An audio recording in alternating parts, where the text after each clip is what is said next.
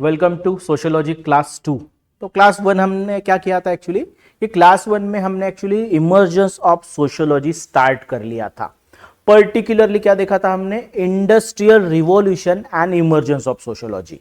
Okay, उससे पहले मैंने आपको बैकग्राउंड बताया था कि भाई बैकग्राउंड में क्या था कि डार्क एज का कॉन्सेप्ट क्या है, रेनेसा का कॉन्सेप्ट है।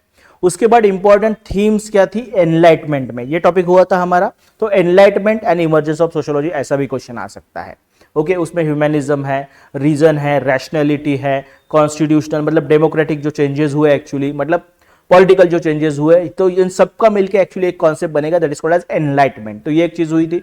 उसके बाद इंडस्ट्रियल रिवॉल्यूशन, तो ये थोड़ा रिकरेंट थीम है, बट दोनों पॉइंट करना है, एनलाइटमेंट के भी पॉइंट ध्यान में रखना है और इंडस्ट्रियल रिवॉल्यूशन भी। अभी इंडस्ट्रियल रिवॉल्यूशन में क्या हुआ था हमारा, ये सेशन 1 का एक रिवीजन है, बस क्विक। ओके, अब देखो ध्यान में रखो कि जो कभी भी बच्चे आते हैं कि भाई आंसर राइटिंग करना है सर, आंसर राइटिंग ऐसा ऐसा ऐसा नहीं, पहले कॉन्सेप्चुअल क्लियरिटी बहुत इंपॉर्टेंट है। अगर आपको कॉन्सेप्ट पता है तो आंसर राइटिंग इजी होने वाला है। आंसर राइटिंग करने की वजह से आपकी पढ़ाई या कॉन्सेप्चुअल क्लियरिटी कभी नहीं होने वाली है। रॉन्ग कॉन्सेप्ट है। बहुत बहुत लोग कहते हैं कि यार मेरे तरफ आंसर राइटिंग कर लो, अभी आपको काफी बेनिफिशियल होगा। नहीं, लेकिन पढ़ाई तो होनी चाहिए ना पहले। ओके, तो कभी भी आप आंसर राइटिंग कर रहे हो या फिर आप क्वेश्चन पेपर भी लिखने जा रहे हो मेंस के लिए, तो है ना, कभी भी ध्यान में रखो कि सबसे पहले ना आपको पॉइंट्स याद आते हैं, माइक्रो जो पॉइंट्स होते हैं वो याद आते हैं। अगर मुझे लिखना है इंडस्ट्रियल रिवॉल्यूशन जो है उससे कैसे इमर्जेंस हुआ सोशियोलॉजी का, तो उसमें मुझे क्या याद आएगा, सबसे पहले मुझे urbanisation, stratification, right, nuclear family, joint family to nuclear family, social problem जो अराइज हुए और आउटलुक में क्या चेंज हुआ, ये चीजें मुझे याद आ गई। अब इसमें मैं क्या कर रहा हूं, मेरे मेमोरी से इसे फिलअप कर रहा हूं एक्चुअली। राइट, पॉइंट समझ में आ रहा है। तो इस तरीके से आपको हमेशा माइक्रो पॉइंट याद आने चाहिए। फ्रेंच रिवॉल्यूशन में भी यही होगा कि जो एक्चुअली जो चेंजेस हुए उसके माइक्रो पॉइंट्स मुझे पॉइंट्स याद आने चाहिए। आगे भी चल के हमें यही करना है।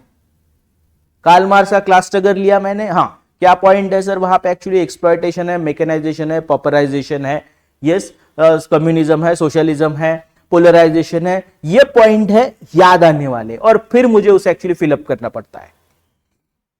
इसलिए ये आपको जो टेक्निक है ध्यान में रखना है। अब हम आगे अगर जाएंगे तो सेशन 2 में हमें क्या करना है, सेशन 1 का रिवीजन हो गया। रिवीजन मींस एक्चुअली मैंने सिर्फ पॉइंट बताया है।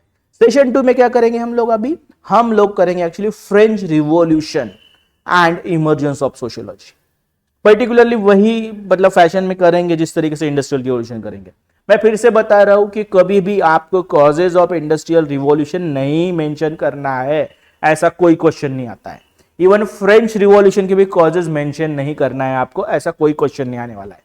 इंपैक्ट, और वो इंपैक्ट स्टडी करने के लिए जो चेंजेस हुए वो स्टडी करने के लिए एक नया डिसिप्लिन सामने आया that is called as sociology, ऐसा उसका आंसर रहेगा।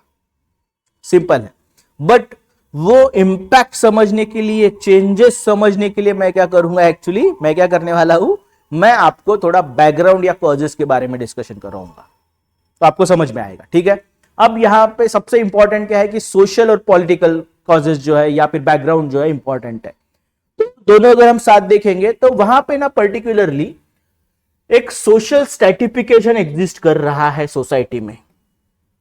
हम क्या देख रहे हैं, अब हम देख रहे हैं एक्चुअली कि हम कॉजेज या बैकग्राउंड देखेंगे फ्रेंच रिवॉल्यूशन का। डिटेलिंग नहीं है इसमें, मैं फिर से बताता हूं, जस्ट आपको एक आइडिया आना चाहिए जिस टाइप आपको एक इंफॉर्मेशन मिलेगा इससे, और फिर डिटेलिंग कहां पे होंगी, हमारे इंपैक्ट में, जो हमें एक्चुअली लिखना है आंसर शीट में हमारे। ठीक है, तो मैं क्या बता रहा था आपको कि सोसाइटी में यहां पे ना French society is divided into 3 state. 3 state है यहां पे एक्चुअली। स्टेट मैंने पहले बताया था, मैंने कौन सा कॉन्सेप्ट आपको समझाया था इससे पहले, स्ट्रैटिफिकेशन। और स्ट्रैटिफिकेशन जो है फ्रेंच सोसाइटी में जो स्ट्रैटिफिकेशन है या यूरोपियन जो सोसाइटी में स्ट्रैटिफिकेशन है that is called as state system. कौन सा, स्टेट सिस्टम है। इसमें जो है यहां पे ये पहला जो क्लास है that is called as actually clergy या फिर हम प्रीस्ट क्लास कहेंगे यहां पे। दूसरा है नोबल्स का। ओके, और बाकी जो दो के बाद जो रह गए एक्चुअली रह गए that is actually called as commoners. Common, okay, उन्हें प्रिविलेज नहीं है, ओके। ऐसे जो लोग हैं कॉमनर, और फिर उसे थर्ड स्टेट भी बोला जाता था, ठीक है, ये है कॉमनर्स। तो यहां पे जो क्लर्जीज है, क्लर्जीज में भी है ना एक स्ट्रेटिफिकेशन एग्जिस्ट कर रहा है, हायर क्लर्जी, लोअर क्लर्जीज, और नोबिलिटी में भी एक्चुअली हायर और लोअर ऐसा एक्चुअली एक स्ट्रेटिफिकेशन एग्जिस्ट कर रहा है। इतना इजी नहीं होगा ना, राइट। तो यहां पे पॉइंट क्या है कि ये एक्सप्लॉइटेटिव सिस्टम है। जैसे हम क्लर्जीज का एग्जांपल लेते हैं, अब क्लर्जी का काम क्या है, उनके रिलीजियस स्पिरिचुअल ड्यूटीज होती है, लेकिन ये जो क्लर्जीज है रिलीजियस और जो उनके एक्चुअली स्पिरिचुअल ड्यूटीज है उनसे दूर है। They are more interested in actually politics. किस में इंटरेस्टेड है? पॉलिटिक्स में इंटरेस्टेड। उन्हें चर्च में इंटरेस्ट नहीं है, उन्हें जो एक्चुअली पैलेस है वहां पे ज्यादा इंटरेस्ट है। लग्जरियस लाइफ है इनका एक्चुअली। ड्रिंकिंग, गैम्बलिंग जैसी चीजें वहां पे दिखाई देती है एक्चुअली, जो क्लर्जीज है, जो नहीं होना चाहिए। बहुत ही ज्यादा लग्जरियस लाइफ रहेंगे भाई। और ये उनका इनकम सोर्स क्या है सर? उनको एक्चुअली टैक्सेस देने नहीं पड़ते, उनको टैक्सेशन का पावर है। उनके पास लैंड अवेलेबल है एक्चुअली, चर्च के पास बहुत बड़ा, और वहां पे लोगों को फोर्स लेबर भी करने के लिए एक्चुअली मतलब बोला जा सकता है, फोर्स लेबर का प्रैक्टिस है, लोग करेंगे रिलीजन के लिए। अब यहां पे जो है दो तरीके के क्लर्जीज है, हायर और लोअर। हायर जो क्लर्जीज होते हैं वहां पे बिशप, आर्च बिशप, कार्डिनल्स, अबॉट्स जो होते हैं वो है। जो लोअर क्लर्जीज है वो एक्चुअली जो है वो रिलीजियस ड्यूटीज परफॉर्म कर रहे हैं लोगों के लिए। They are more connected with people actually, उन्हें अवेयरनेस है इन चीजों का। बट हायर क्लर्जीज जो है वो करप्ट है, लग्जरियस लाइफ है और पॉलिटिक्स में इंटरेस्ट है, और वो लोगों को एक्सप्लॉइट कर रहे हैं, रिलीजन का यूज कर रहे हैं। उनका ज्यादा कनेक्शन ये मोनार्की के साथ है, लोगों के साथ कनेक्टेड नहीं है। तो ऐसा उनका लाइफ है, वो एक्सप्लॉइटेटिव है, ओके, राइट। दूसरे जो नोबल्स भी है उसमें भी दो तरीके के नोबल्स है। एक नोबल कौन सा रहेगा एक्चुअली यहां पे? नोबल ऑफ सोर्ड, सोर्ड, और उसके बाद नोबल ऑफ रोब। तो जो हेरेडिटरी नोबल्स होते हैं that is noble of sword. ये बड़े बड़े जमींदार से, कौन है? बड़े बड़े जमींदार से एक्चुअली। नोबल ऑफ रोब जो होता है ना वो जनरली टाइटल से आता है, तो कॉमनर से भी आ सकता है। बट नोबल ऑफ रोब जो है, ओके, जो ड्रेस होता है ना उसे रोब कहते हैं एक्चुअली, ओके, ये जो है एडमिनिस्ट्रेशन में है, मैजिस्ट्रेट है, ओके, ये जजेस वगैरह है, ठीक है। तो ऐसे भी नोबल्स है।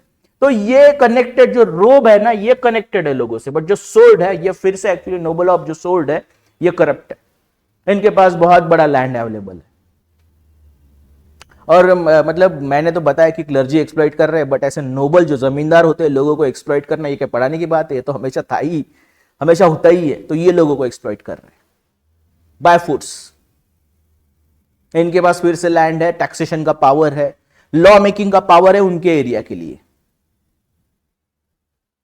बहुत ही ज्यादा पावर है इनके पास। तो लोगों का ये जो दोनों क्लासेस है ये क्या कर रहे हैं? स्टेट जो है ये कॉमनर्स को क्या कर रहे हैं? एक्चुअली एक्सप्लॉइट कर रहे हैं। कॉमनर में क्या है? पेजेंट्स है, आर्टिसंस है, फार्मर्स है, राइट, ओके। तो इस तरीके से यहां पे एक एक्चुअली स्ट्रेटिफिकेशन एग्जिस्ट कर रहा है जो एक्सप्लॉइटेटिव है, कॉल्ड एज स्टेट सिस्टम। अब यहां पे एक चेंज आया दैट ये इंपॉर्टेंट है। अभी ये इवन एक्चुअली ये मैं कहूंगा एक्चुअली कि ये रिस्पॉन्सिबल फैक्टर रहेगा आगे। तो यहां पे ना मिडिल क्लास का भी राइज हो रहा है। जो सोसाइटी में चेंजेस आ रहे हैं, ओके, सोसाइटी में जो चेंजेस आ रहे हैं उसकी वजह से मिडिल क्लास है, इंडस्ट्रियल एक्टिविटी करने वाले, ओके, ट्रेडर्स है, और जो एक्चुअली बाहर भी ट्रेड कर रहे हैं नए अपॉर्चुनिटीज के लिए। तो ऐसा भी एक क्लास एग्जिस्ट में आ रहा है, ट्रेडिशनली नहीं लेकिन इस सोसाइटी मतलब रिवॉल्यूशन से पहले जो 1789 में हुआ। और इनका प्रॉब्लम क्या है पता है? कि इनको एक्सप्लॉइट नहीं किया जा रहा है, इनको ट्रीटमेंट खराब नहीं मिल रही, बट इन्हें रिस्पेक्ट नहीं है सोसाइटी में। रिस्पेक्ट इन क्लासेस को है, और ये मिडिल क्लास को ही वर्ड कौन सा यूज किया गया actually? That is called as bourgeois. ये आएगा आगे, जब कार्ल मार्क्स आएगा तो ये वर्ड रिपीटेड आएगा, बट बुर्जुआ नया क्लास है ये। इनका प्रॉब्लम ये एक्सप्लॉइटेशन ट्रीटमेंट नहीं है, ओके। इनका प्रॉब्लम है एक्चुअली कि इन्हें रिस्पेक्ट नहीं है और उन्हें राइट्स नहीं है। उनके इकोनॉमिक एक्टिविटी को बढ़ाने के लिए राइट्स चाहिए, परमिट चाहिए होते हैं, वो उनको अवेलेबल नहीं है। उनका ये प्रॉब्लम है एक्चुअली। तो कॉमनर्स और कॉमनर्स से निकले हुए जो मिडिल क्लास है, इनका एक्सप्लॉयटेशन एक तरीके से हम कहेंगे एक्चुअली यहां पे। और जो लीडरशिप है ना, वो कॉमनर से नहीं आ रहा है। लीडरशिप जो रिवॉल्यूशन को आएगा वो मिडिल क्लास से आएगा, बुर्जुआ क्लास से आएगा आगे चल के जब रिवॉल्यूशन होगा, ऐसा कहा गया है। तो ये है यहां पे एक्चुअली आपका पर्टिकुलरली स्ट्रेटिफिकेशन, सोशल सिस्टम ऐसा एग्जिस्ट कर रहा है। कॉमनर्स जो है, कॉमनर्स पे बहुत ज्यादा हाई टैक्सेशन है भाई, प्रीस्ट का भी टैक्सेशन है और जो लॉर्ड्स है उनका भी टैक्सेशन है। लैंड जो है कम अवेलेबल है लोगों के लिए, प्रोडक्टिव नहीं है, फेमाइन्स है, फोर्स लेबर के प्रैक्टिसेस है। जैसे भाई फोर्स फ्रांस में तब एक कंडीशन की रोड कौन बनाएगा? यस, कॉमनर्स बनाएंगे। इन्हें एक्चुअली कुछ रिटर्न मिलेगा क्या? नहीं, ये तो स्टेट का ड्यूटी है। इसी तरीके से ये तो मतलब वर्कर हो गए, बट फार्मर का भी सेम सिचुएशन है, टैक्सेशन हाई है और उतना एक्चुअली प्रोड्यूस भी अगर कम हुआ फिर भी आपको टैक्सेस देना है, ये कंडीशन है। तो इस तरीके से एक्चुअली मैं आपको ना फिर भी बता रहा हूं कि मैं क्या बता रहा हूं, एक्चुअली सिर्फ आपको इंट्रोड्यूस करा रहा हूं, हम डिटेल में नहीं जा रहे। ओके, तो मिडिल क्लास भी है यहाँ पे एडिशनल, जिसका राइज हो रहा था और जिसने एक्चुअली रिवॉल्यूशन को सपोर्ट किया और लीडरशिप दिया। सिमिलरली ये तो सोशल सिस्टम हो गया। दूसरा हमारा कॉज रहेगा यहाँ पे एक्चुअली, जस्ट स्टडी करने के लिए ध्यान में रखो, पॉलिटिकल सिचुएशन। यहां पे कौन सा रूल है पता है क्या? बourbon डायनेस्टी का रूल है। बourbon डायनेस्टी, इनके डायनेस्टी का नाम क्या है? बourbon। यस, और ये जो डायनेस्टी है, इसके जो है किंग, अभी उसमें जो लुई, जैसे यहां पे जो इससे पहले जो लुई 14 था, वो क्या बताता है? अब लुई 14 का कहना था कि I am the state, I am the law, I am the France, मैं ही हूं सब कुछ। आप तो सिर्फ बोलते हो हम करे सो कायदा, ऐसा वहां पे रूल था कि किंग ने जो बोला है वो लॉ बन जाएगा। यहां पे कौन सी थ्योरी वर्क कर रही है? यहां पे मैंने लास्ट लेक्चर में बताया था, divine origin of state. France किसने बनाया? By God. Then yes, king is representative of God, hence he should be obeyed. वो लॉ बना रहा है, वो एवरी सिचुएशन जो है वो एक्चुअली क्या कर रहा है? एक्चुअली यस, कंट्रोल कर रहा है। बट इस जो पॉलिटिकल सिचुएशन है या मोनार्की है, वहां पे बहुत ज्यादा इंटरफेरेंस है, इंटरफेयर है नोबल्स और प्रीस्ट, क्लर्जी क्लास की तरफ से। करप्शन बहुत ज्यादा है यहां पे, वेलफेयर नाम की कोई चीज एग्जिस्ट नहीं कर रही है। ये सिचुएशन है।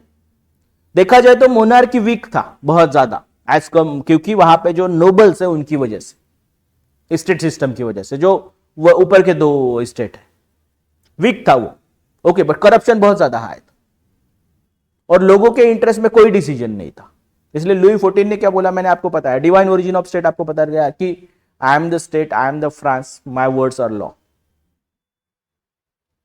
और अलग अलग जगह पे अलग अलग नोबल्स के लॉ हुआ करते थे। पॉलिटिकल सिचुएशन में भी हम कंसीडर कर सकते हैं इसे, जिसमें काफी कंफ्यूजन था लोगों में regarding following the law. Okay, तो इस तरीके से सिर्फ पॉलिटिकल सिचुएशन कैसा था एक्चुअली, ये काफी टर्बुलेंट था। ओके, अब मैं तीसरे अगर कॉज बोल रहा हूं आपको, मैं बोल रहा हूं एक्चुअली इंटेलेक्चुअल तो नहीं, एक्चुअली हाँ, पहले हम एक इंटरनेशनल कॉज कवर कर लेते हैं, या फिर इंटेलेक्चुअल और इंटरनेशनल दोनों कॉजेज है वैसे हमारे पास। तो सबसे इंपॉर्टेंट अगर कुछ होगा हमारे लिए, अभी देखो, पहले हो गया आपका that is stratification, exploitative system, दूसरा पॉलिटिकल सिचुएशन, तीसरा और चौथा एक्चुअली हम कवर करेंगे यहां पे इंटेलेक्चुअल कॉजेज, और फोर्थ हम कवर करेंगे इंटरनेशनल कॉजेज। इंटेलेक्चुअल कॉजेज बहुत इंपॉर्टेंट है, बहुत ज्यादा इंपॉर्टेंट है यहां पे। तो यहां पे सबसे इंपॉर्टेंट जो थ्योरी वर्क कर रही थी रिवॉल्यूशन के वक्त, that is called as social contract theory. तो हम सबसे पहला जो पर्सन यहां पे मिलेंगे हम actually, that is called as Rousseau, Jean Jacques Rousseau. Okay, Jean Jacques Rousseau. तो ये जो रूसो है ना, तो रूसो का जो बुक है, बुक का नाम ही था सोशल कॉन्ट्रैक्ट। और वो जो है रूसो, वो आइडिया ऑफ रिवॉल्यूशन दे रहा है लोगों को। रूसो क्या बोल रहा है? सोशल कॉन्ट्रैक्ट थ्योरी, मैंने पहले भी एक्सप्लेन किया लेकिन फिर से यहां पे, ओके, कि ये जो है state is creation of people, और लोगों पीपल कैन एक्चुअली मतलब progress, people can progress under the government chosen by them, ऐसा उसका कहना था कि ये जो गवर्नमेंट लोग बनाते हैं चोजन बाय देम, उसमें ही लोगों का एक्चुअली बेस्ट प्रोग्रेस हो सकता है, ऐसा उसका आइडिया था सोशल कॉन्ट्रैक्ट थ्योरी से। बुक का नाम क्या था? Social contract. और जब रिवॉल्यूशन हुआ तो ऐसा बोला गया है कि इस रिवॉल्यूशन का प्रॉफिट कौन है? तो रूसो है। और यहां का बाइबल क्या है रिवॉल्यूशन का? That is social contract. ये बुक है, ये इतना इंपॉर्टेंट है। अब social contract theory, Rousseau, Hobbes, Locke, मैंने आपको पहले ही बताया, इनके डिफरेंट वर्जन्स है। रूसो का वर्जन कहता है कि एक्चुअली जो स्टेट ऑफ नेचर है, मैंने कल भी बताया था कि कॉन्ट्रैक्ट होने से पहले जो सिचुएशन था दैट इज सोशल कॉन्ट्रैक्ट। अब ये social contract theory, divine origin, बहुत इंपॉर्टेंट है हमारे लिए। जब पावर एंड सोसाइटी आएगा, रिलीजन एंड सोसाइटी आएगा, ये बहुत इंपॉर्टेंट रहेगा, रिपीट होगा, इसलिए आपको ध्यान में रखना है कि society is actually state is या society is creation of people. और रूसो का जो वर्जन है उसमें जो प्री स्टेट सिचुएशन है, स्टेट ऑफ नेचर कहते हैं उसे एक्चुअली, उसमें क्या है एक्चुअली कि लोग जो है ना ये इनहेरेंटली गुड है। फिर एक्चुअली क्या होगा, लोग सरेंडर करेंगे अपने कुछ राइट्स और एक नया इंस्टीट्यूशन बनाएंगे, रिप्रेजेंटेटिव बनाएंगे, that is called as state. और इस तरीके से स्टेट आगे आएगा। बट इस थ्योरी का कहना क्या है कि state is actually creation of people, not of God. इसलिए जो रिलीजियस थ्योरी है डिवाइन ओरिजिन ऑफ स्टेट, इसे काउंटर करता है। इसलिए रूसो के थॉट इंपॉर्टेंट। और रूसो ना काफी एक्चुअली ना वर्सेटाइल बंदा था, राइटर भी है, पॉलिटिकल कमेंट्री है उसकी, ओके। उसने अलग अलग कॉन्सेप्ट भी दिए हैं, अलग अलग कॉन्सेप्ट को सपोर्ट किया। चाहिए सिविल रिलीजन नाम का एक कॉन्सेप्ट है, आगे आएगा। सोशल कॉन्ट्रैक्ट थ्योरी को भी उसने सपोर्ट किया। इवन ही म्यूजिशियन था, कंपोजर था एक्चुअली, बहुत ही टैलेंटेड बंदा, मल्टीफैसेटेड कहते हैं एक्चुअली, राइट। तो ये जो है रूसो के आइडियाज लोगों को एक्चुअली क्या करके मोटिवेट करके, राइट। अब ये हो गया रूसो। अब रूसो के बाद कौन सा बंदा आएगा यहाँ पे actually, that is called as Voltaire. तो वोल्टेयर जो है एक तरीके से सिस्टम का पार्ट था, बट उसका इंपॉर्टेंट वर्क क्या है, उसका कहना है कि फ्रीडम ऑफ एक्सप्रेशन बहुत इंपॉर्टेंट चीज होती है, जो होनी चाहिए लोगों के लिए, जो नहीं है अभी। और ही कॉन्स्टेंटली अटैक चर्च का बहुत ही ज्यादा क्रिटिसिज्म एक्चुअली वोल्टेयर ने किया है। बहुत इंपॉर्टेंट है, मैं बताता हूं इंडिया के साथ इसका क्या कनेक्शन है, ओके। चर्च के एक्चुअली बहुत ही ज्यादा अटैक किया गया है बाय वोल्टेयर, ओके। इसलिए इंडिया में पता है क्या कि एक इंफ्लुएंशियल पर्सन है, सोशल रिफॉर्मर है, ओके, पॉलिटिकल एक्टिविस्ट है, डॉक्टर बी.आर. आंबेडकर। उन्होंने अपने एक बुक में that is called as who are the Shudras में लिखा है कि इंडिया में ना वोल्टेयर नहीं है, इंडिया में वोल्टेयर नहीं है, ऐसा बंदा जो सिस्टम का पार्ट है और सिस्टम पे अटैक करे, सच ए चर्च या फिर इंडियन रिलीजन जो है, जो एक्सप्लॉइटेटिव है, ऐसा उन्होंने कहा था। क्योंकि वोल्टेयर जो है, ये देखो ध्यान में रखो, ये सिस्टम का पार्ट था पहले, ओके, इसलिए ऐसा उन्होंने बुक में लिखा है। तो इंडिया के एक मतलब इन्फ्लुएंशियल जो पर्सन है, उन्होंने एक्चुअली ये लिखा है। बुक का नाम ध्यान में रखो, हु आर द शूद्रास। मैं जब पेपर 2 होगा तो आपको एक्सप्लेन करूंगा। उन्होंने कहा है कि इंडिया में कोई वोल्टेयर नहीं है, ऐसा बंदा जो सिस्टम का पार्ट रहा हो, बेनिफिशियरी पहले रहा हो, लेकिन बाद में उसने सिस्टम पर अटैक किया, सच एज वोल्टेयर। तो वोल्टेयर एक अभी एक कॉन्सेप्ट हो चुका है, राइट, यस। तो वोल्टेयर फ्रीडम ऑफ एक्सप्रेशन के लिए फाइट कर रहे हैं और साथ में एक्चुअली क्या कर रहे हैं, चर्च पे अटैक कर रहे हैं, रिलीजियस जो एक्टिव डोमिनेशन होता है उसे वो क्रिटिसाइज कर रहे हैं। वोल्टेयर हो गया प्लस रूसो। उसके बाद आएंगे सिंपल, जो आपको पता है, that is called as Montesquieu. क्या कहा मॉन्टेस्क्यू ने? मॉन्टेस्क्यू का कहना था एक्चुअली कि सेपरेशन ऑफ पावर। ये कॉन्सेप्ट तो आपने सुना है इंडियन पॉलिटी में, है ना, सेपरेशन ऑफ पावर, या फिर मैंने भी गलत बोला actually, but that is called as separation of powers. क्या कहना चाहिए? सेपरेशन ऑफ पावर्स, ऐसा कहना चाहिए एक्चुअली, राइट। उन्होंने कहा कि अभी जो स्टेट मुझे दिखाई दे रहा है, फ्रांस का अगर एग्जांपल लेते हैं, तो every power is vested with monarchy. Law making भी है, जजमेंट भी है, इंटरप्रिटेशन ऑफ लॉज भी है, इंप्लीमेंटेशन भी है। भाई किंग के पास पावर है, मतलब कॉन्सेंट्रेशन ऑफ पावर है। और आपको पता है power corrupt and absolute power corrupt absolutely. तो ये पावर का जो कॉन्सेंट्रेशन है वो रिस्पॉन्सिबल है करप्शन के लिए सोसाइटी के। वैसे ये जो है ना, मतलब power corrupt and absolute power corrupt absolutely, Lord Acton ने कहा है। और ऐसे बहुत सारे ऑब्जर्वेशन दुनिया भर में आपको मिल जाएंगे। तो उन्होंने कहा कि इस तरीके से क्या हो रहा है कि करप्शन हो रहा है। रिस्पॉन्सिबल फैक्टर क्या है यहाँ पे? Actually concentration of power. इसलिए पावर्स का क्या होना चाहिए, सेपरेशन। उन्होंने बोला कि तीन तरह जो स्टेट है, स्टेट के तीन ऑर्गन होने चाहिए, लेजिस्लेचर, एग्जीक्यूटिव एंड जुडिशरी। और उनका काम क्या है, लेजिस्लेशन का काम रहेगा लॉ मेकिंग, एग्जीक्यूटिव ये इंप्लीमेंट करेगा, और जुडिशरी क्या करेगा, उसका इंटरप्रिटेशन करेगा। और इस सिस्टम में क्या होगा एक्चुअली, जो इंडिविजुअल है और उनके जो राइट्स है वो प्रोटेक्टेड रहेंगे, क्योंकि कॉन्सेंट्रेशन से क्या होता है, इंडिविजुअल का इंपॉर्टेंस नहीं रहता, उनके राइट्स का इंपॉर्टेंस नहीं रहता, उसका वायोलेशन होता है। इसलिए इंडिविजुअल राइट के लिए ऐसा अरेंजमेंट होना चाहिए, सेपरेशन ऑफ पावर्स, जिससे हम प्रोग्रेस कर सकते हैं। उनके बुक का नाम था spirit of laws. Generally Indian polity जब हम स्टार्ट करते हैं तो ये बात पता चल जाती है, बट ये चीज एब्सेंट थी। फ्रेंच जो सोसाइटी है या फिर फ्रेंच जो डायनेस्टी है, बोबॉन डायनेस्टी, वहां पे तो यहां पे हमें पता चल रहा है एक्सप्लॉयटेशन और concentration of power, corruption, right. उसके बाद और एक बंदा तो जो मैंने कल भी पढ़ाया था actually, that is called Locke. Same social contract theory. Locke क्या बोल रहा है कि तीन राइट होते हैं, that right are called as natural rights, inalienable. ये एक्चुअली आप इंडिविजुअल को, मतलब आप और उन राइट को कभी भी अलग नहीं कर सकते। तीन राइट कौन से मैंने कल भी बताए थे। पहले right to life, right to property, right to liberty, pursuit of happiness, right, yes. तो इस तरीके से तीन राइट आप कभी भी ले नहीं सकते लोगों से, बट अगर इनका वायोलेशन हो रहा है तो people have, if they are violated, people have right to revolt, change the government, change the ruler. Hence क्या हो रहा है यहां पे एक्चुअली, जो रिवॉल्यूशन का आइडिया है उसे सपोर्ट मिल रहा है। तो ऐसे कुछ लोग थे एक्चुअली उस रिवॉल्यूशन में। समझ में आ रहा है, ये आइडियाज लोगों को मोटिवेट कर रहे हैं। नहीं तो लोगों को मोटिवेट करना मतलब इजी नहीं है, लोग रिलीजियस है, ओके, और करप्शन को एक्सेप्ट कर रहे हैं क्योंकि यही हमारा फेट है, यही रिलीजन ने बताया, यही सोसाइटी ने बताया, राइट। तो मैंने कौन कौन से कॉजेस बताया अभी तक आपको, ओके। मैं फोर्थ कॉज लेता हूं एक्चुअली। स्ट्रैटिफिकेशन की एक चीज होगी, बैकग्राउंड पॉलिटिकल सिचुएशन बताई है, उसके बाद मैंने एक्चुअली इंटेलेक्चुअली, अब इमीडिएट कॉज, इमीडिएट ने से पहले इंटरनेशनल कॉज भी देखेंगे, ओके। तो इससे पहले ना जो आपका पर्टिकुलरली अमेरिका है, वहां पे रिवॉल्यूशन शुरू हो गया था, ओके। अब उस समय पे पता है क्या, ये राइवल्स थे। कौन कौन राइवल्स थे एक्चुअली, इंग्लैंड और फ्रांस। और अमेरिका में किसका रूल था, दैट इज इंग्लैंड। इसलिए अगर अमेरिका में रिवॉल्यूशन हो रहा है तो अपने आप कौन सपोर्ट करेगा एक्चुअली उसे, रिवॉल्यूशन को, दैट इज फ्रांस। इसलिए फ्रांस के जो लोग हैं वो विजिट, मतलब आर्मी है पर्टिकुलरली, उन्होंने विजिट करना शुरू कर दिया America, to oppose the England, okay.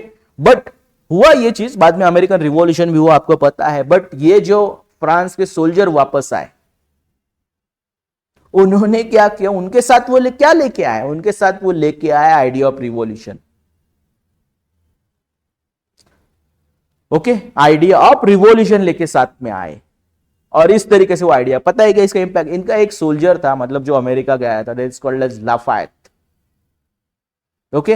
वो वापस आया, और जब रिवॉल्यूशन हुआ और इनका आर्मी बना कॉमनर्स का, तब उसका वो लीडर बना। इंपैक्ट ध्यान में रखो, ठीक है, ओके। नेक्स्ट अगर हम देखेंगे, that is called as immediate causes. तो वहां पे अभी आपको पता है कि फाइनेंशियल कंडीशन थोड़ा डाउन था, क्योंकि वहां पे ना फेमाइंस आ चुके थे। एक्चुअली क्या हुआ था, फेमाइंस का सिचुएशन शुरू था, ओवरऑल कंडीशन काफी डाउन था, पॉलिटिकली वीक था कंट्री, एक्सप्लॉयटेशन हाई था, ओके। ऐसे इमीडिएट कॉज में ध्यान में रखो कि पहले ही फेमाइन है, अब प्रोडक्शन ही नहीं हो रहा किसी चीजों का, ओके। तो ऐसे सिचुएशन से बाहर आने के लिए जो लुई था ना, ओके, किंग, उसने क्या कहा कि अबे हमें एक ही सॉल्यूशन है हमारे पास। वो कौन सा सॉल्यूशन है, दैट इज टैक्सेशन बढ़ाना पड़ेगा।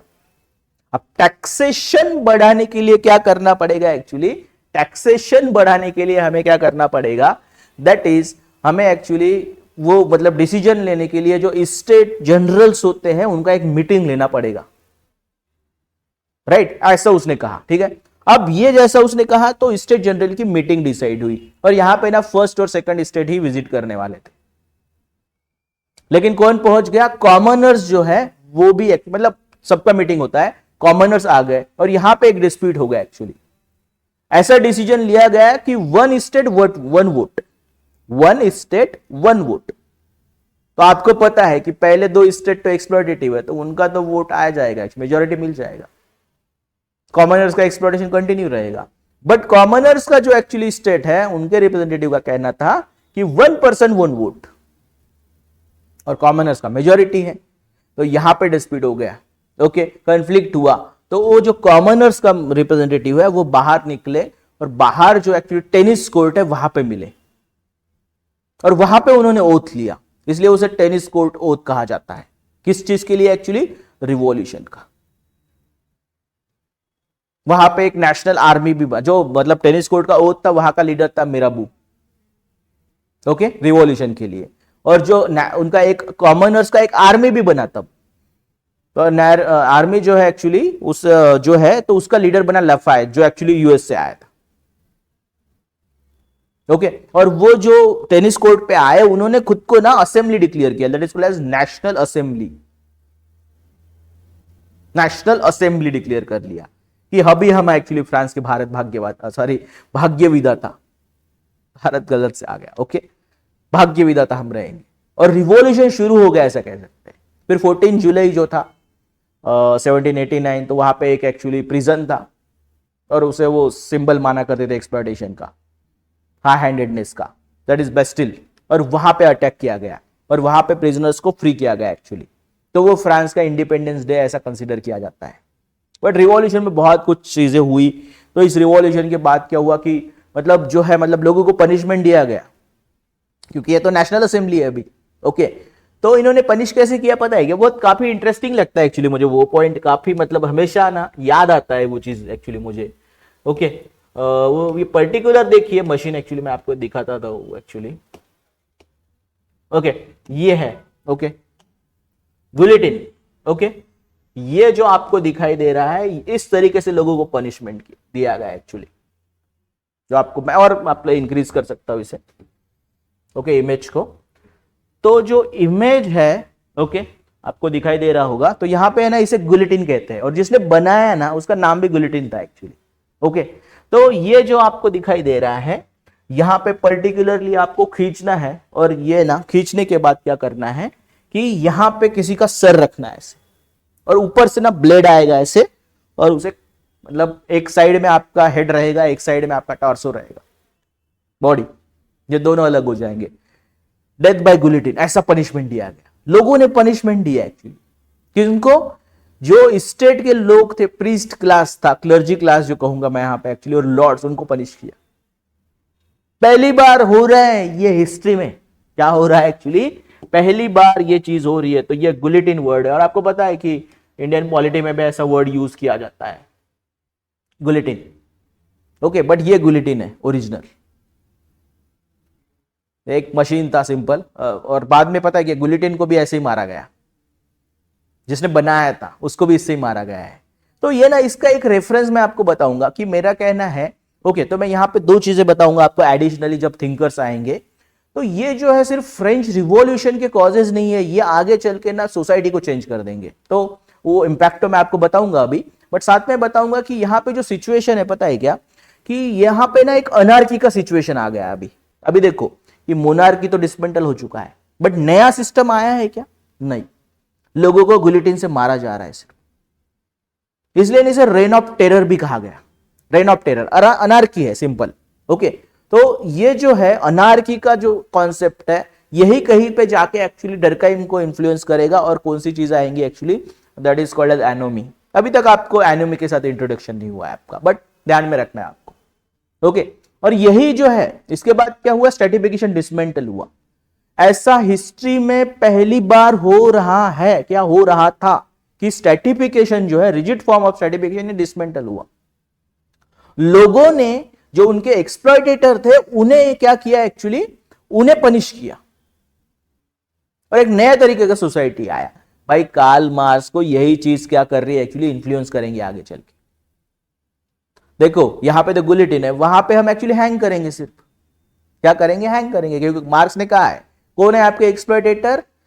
आपके एक्सप्लॉइटेटर कैपिटलिस्ट है। रिवॉल्यूशन होगा, जैसे फ्रेंच रिवॉल्यूशन हुआ, रिवॉल्यूशन हुआ, इधर किसको मारा जा रहा है एक्चुअली, क्लर्जी और लॉर्ड्स को, ओके, नोबल्स को। इधर किसको मारा जाएगा एक्चुअली, कैपिटलिस्ट को। और लोग पनिश करेंगे, लोग हैंग करेंगे इधर मार्क्स पीस में। तो ऐसे मार्क्स को भी एक्चुअली इस रिवॉल्यूशन ने इन्फ्लुएंस किया है और एक मोटिवेशन था कार्ल मार्क्स का, ये भी ऐसा हम कह सकते हैं। ये मेरा इंटरप्रिटेशन है दोनों, बट ये मतलब ऐसा नहीं कह सकते कि ये रॉन्ग है करके, कोई भी नहीं बोल सकता। यस, पॉइंट समझ में आ रहा है। और फ्रेंच रिवॉल्यूशन का इंपैक्ट वैसे भी इन लोगों पे था, ये सब बता देंगे आपको, ठीक है। तो इस तरीके से एक एनालॉजी बनाया जा सकता है, ठीक है, राइट। अब हम आगे आएंगे, अब हम देखेंगे यार हमेशा की तरह जैसे हम इंडस्ट्रियल रिवॉल्यूशन में किया था, अब हम देखेंगे इंपैक्ट्स।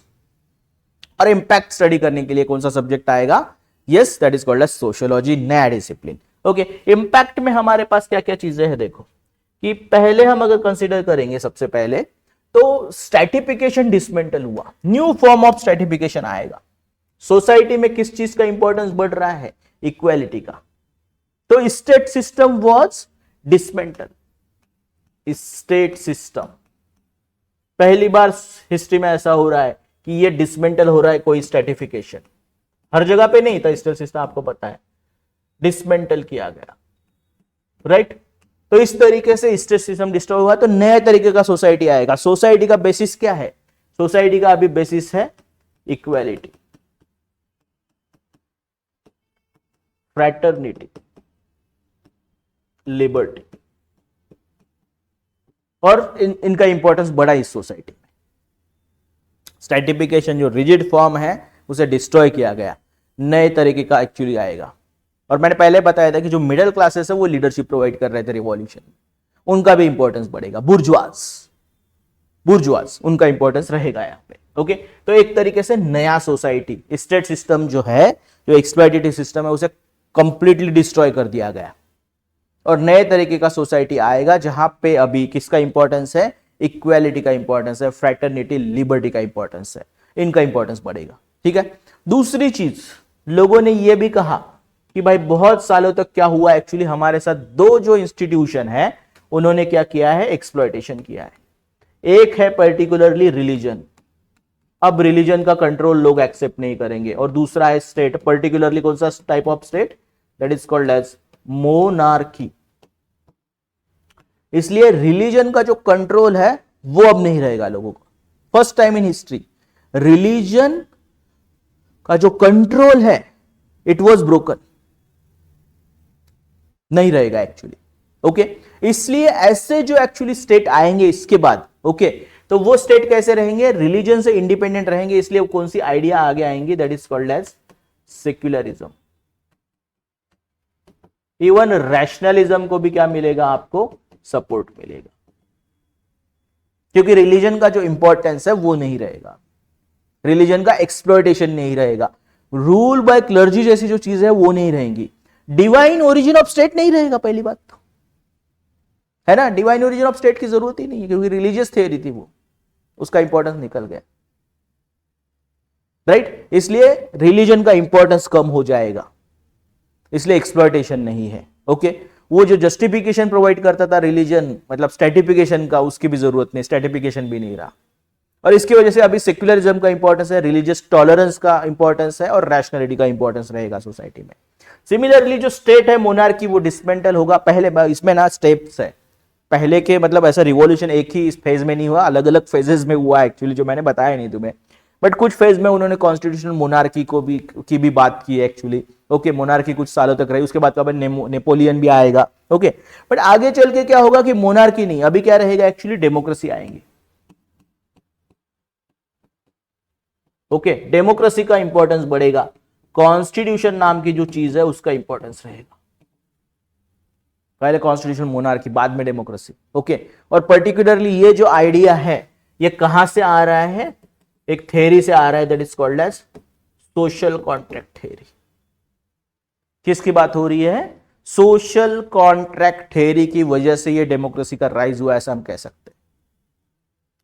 क्योंकि बताया ना, डेमोक्रेसी का मीनिंग क्या है, rule by people, rule by people, जो पहले कभी नहीं था। मोनार्की थे, रूल बाय किंग था, मोनार्क था, या फिर थियोक्रेसी थी, rule by priest class, right. अब है rule by people. Social contract theory का ये मतलब क्या है एक्चुअली, मतलब हाईएस्ट सक्सेस हम कह सकते हैं एक्चुअली, और सोसाइटी के लिए बेटर रहेगा। ओके, और ये वैल्यूज यहां पे रुके नहीं, पता है क्या, फ्रेंच रिवॉल्यूशन का impact all over the world गया। पहले वो यूरोप में एक्चुअली इंपैक्ट करेगा और बाद में यूरोप से ऑल ओवर द वर्ल्ड। है ना तुम्हारे कॉन्स्टिट्यूशन में, इंडियन कॉन्स्टिट्यूशन में इक्वालिटी, फ्रैटर्निटी, लिबर्टी किसकी देन है? फ्रेंच रिवॉल्यूशन की।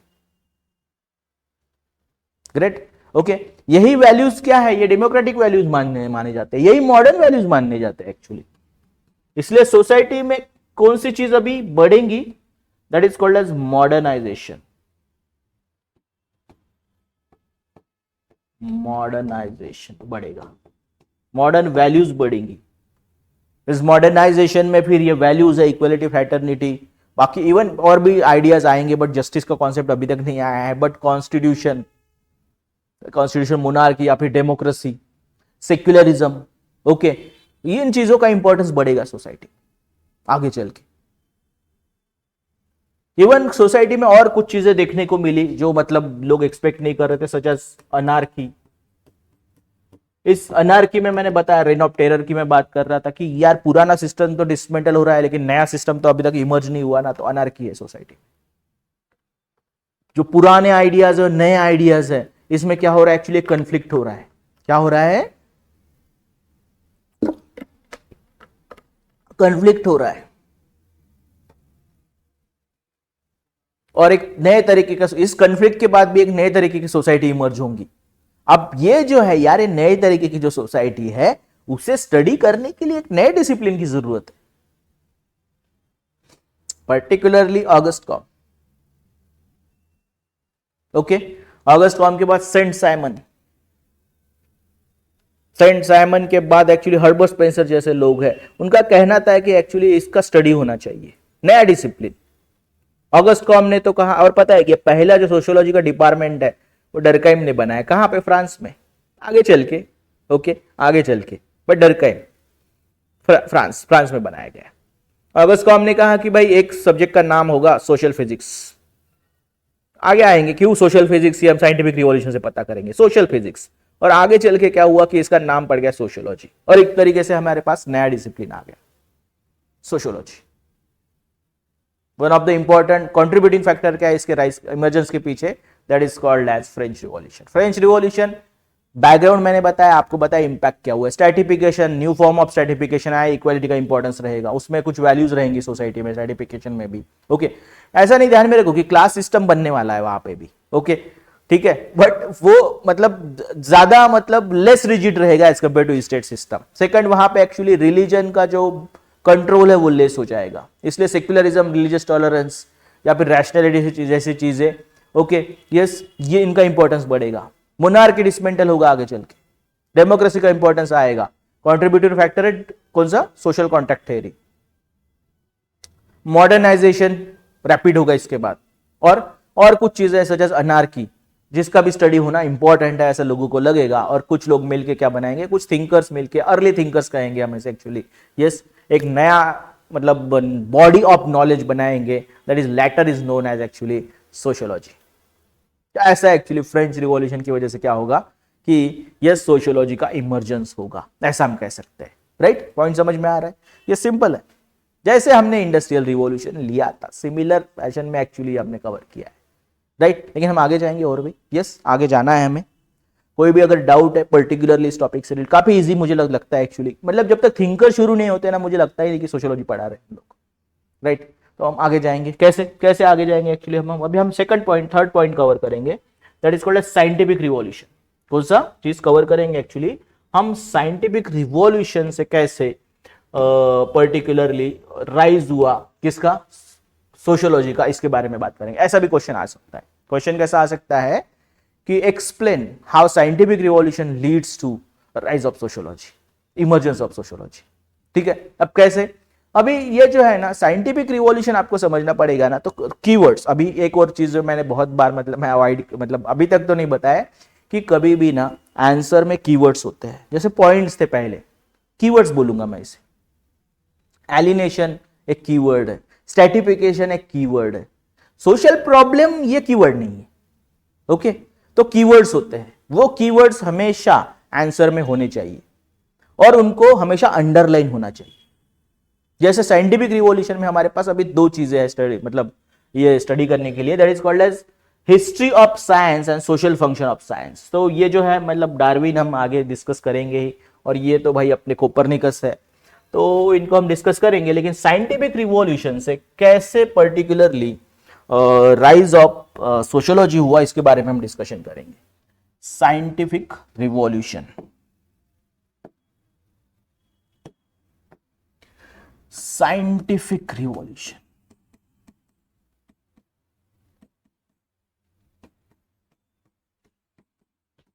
और मैंने बताया आपको कि यहां पे rise of sociology, but particularly मैं क्या बोल रहा था कि दो कीवर्ड्स है। कीवर्ड्स क्या बताया मैंने? हिस्ट्री ऑफ साइंस, समझेंगे। और पता है क्या कि मतलब कहीं कहीं रेफरेंसेस में ये चीज नहीं है तो लोगों को लगता है ये इंपॉर्टेंट नहीं है, बट मैं बता रहा हूं कि मेरा जो रेफरेंस है वो इग्नो का रेफरेंस है, और इस टॉपिक के लिए सबसे इंपॉर्टेंट और सबसे सिग्निफिकेंट कोई रेफरेंस अगर होगा तो वो इग्नो ही है। ठीक है, तो इग्नो हमें रेफर करना है, और जहां जहां पे इग्नो रेफर करना है तो जो हमारे ऐप पे या फिर यूट्यूब पे अगर ये आ रहा है तो वहां पे आपको नोट्स मिल जाएंगे, नहीं तो टेलीग्राम चैनल पे भी नोट्स आपको मिल सकते हैं। ठीक है, नोट्स भी है, इग्नो के भी पीडीएफ रहेंगे। हिस्ट्री ऑफ साइंस, और दूसरा है सोशल फंक्शन ऑफ साइंस, काफी इंपॉर्टेंट है, फंक्शंस ऑफ साइंस। तो साइंस, साइंटिफिक एस्पेक्ट इंक्रीज हुआ, इसलिए सिर्फ साइंस में ग्रोथ होती है ऐसा नहीं है, करस्पॉन्डिंग एक्चुअली आपको ग्रोथ या फिर प्रोग्रेस कहां पे दिखाई दे सकती है? सोसाइटी में भी दिखाई दे सकती है एक्चुअली, ऐसा एक कॉन्सेप्ट है हमारे पास। ओके, तो हिस्ट्री ऑफ साइंस का कहना है कि there is interconnection between science and polity, मतलब other aspect of life, culture, economy etcetera. Yes, तो साइंस का हमेशा, मतलब हिस्ट्री ऑफ साइंस का कहना है कि साइंस का जो कनेक्शन है वो जो बाकी एस्पेक्ट ऑफ लाइफ उसके साथ भी हो सकता है। भाई साइंटिफिक ग्रोथ हुआ इसलिए तो इकोनॉमी बढ़ा ना आगे चल के इतना। इंडस्ट्रियल रिवॉल्यूशन क्या बताता है? साइंटिफिक रिवॉल्यूशन की वजह से इंडस्ट्रियल रिवॉल्यूशन हुआ है, और इंडस्ट्रियल रिवॉल्यूशन क्या बता रहा है? Growth in economy, right. Cultural aspect में भी चेंज आ सकते हैं एक्चुअली साइंस की वजह से, सच एज आर्ट, पेंटिंग वगैरह। ओके, वो एग्जांपल बताता हूं मैं। ओके, कैसे? ओके, और समझ में आया पॉइंट कि कनेक्शन होता है, साइंस सिर्फ बढ़ रहा है ऐसा नहीं होता है, अदर एस्पेक्ट जो लाइफ है वो भी बढ़ते जाते हैं एक्चुअली, उसमें भी चेंजेस। पहली बात तो हम चेंज वर्ड यूज करेंगे, प्रोग्रेस है या नहीं अलग बात हो गई, बट चेंज आ सकते हैं। ठीक है, और मोस्टली वो प्रोग्रेस ही होता है। अब दूसरी चीज मैंने बताया social functions of science. Science के एक्चुअली चीजें ऐसी है कि साइंस की वजह से ये सोसाइटी में भी चेंजेस आ सकते हैं, बहुत इंपॉर्टेंट, इंटरेस्टिंग लगता है मुझे ये एस्पेक्ट। कैसे social function of science. Okay, अब मैं बताऊंगा तुम्हें सबसे पहले, ओके, कि यार एक मतलब एग्जांपल लेते हैं सबसे पहले। अभी हमारे पास जो सोशल फंक्शन ऑफ साइंस वो बहुत है एक्चुअली, डार्विन है, न्यूटन है, कोपरनिकस है। पहले छोटा लेता हूं एक्चुअली एक। अभी सबसे पहले देखो कि विलियम हार्वे